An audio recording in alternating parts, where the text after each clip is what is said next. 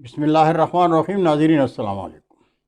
YouTube ادب channel قلم قافلہ پاکستان، میں ہوں گل بخشالوی۔ گلستان سعدی سے حکایات سعدی۔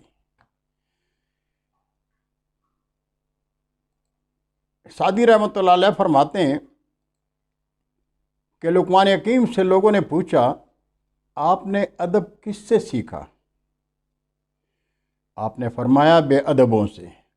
ان کی جو بات مجھے اچھی نہیں لگی میں نے اس سے پرہیز کیا۔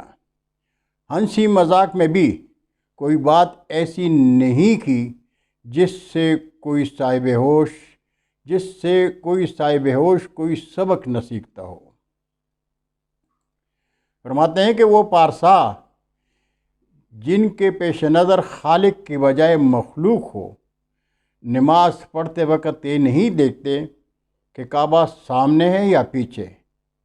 جب کوئی آدمی اپنے مولا کو پکارتا ہے تو اسے ماں سوائے اللہ سے بے نیاز ہو جانا چاہیے۔ آپ فرماتے ہیں کہ بادشاہ نے کسی پارسا سے پوچھا، حضرت کبھی ہمیں بھی یاد کرتے ہو؟ پارسا کہنے لگا، کیوں نہیں، اس وقت جب خدا کو بلا دیتا ہوں۔ جسے خدا اپنے در سے ددکار دے وہ در بدر ہو جاتا ہے، مگر جسے سہارا دے وہ دنیا کے سہاروں سے بے نیاز ہو جاتا ہے۔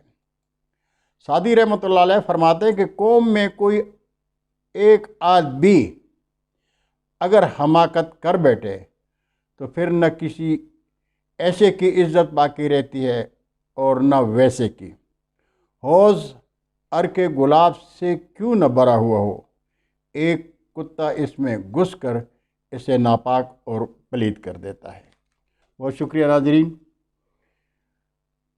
امید ہے کہ آپ نے قلم قافلہ ادب چینل کو سبسکرائب کیا ہوگا، اور ابھی تک اگر سبسکرائب نہیں کیا تو درخواست ہے کہ چینل کو سبسکرائب کر کے دوستوں کے ساتھ شیئر کر دیں۔ بہت شکریہ، اللہ حافظ، السلام علیکم۔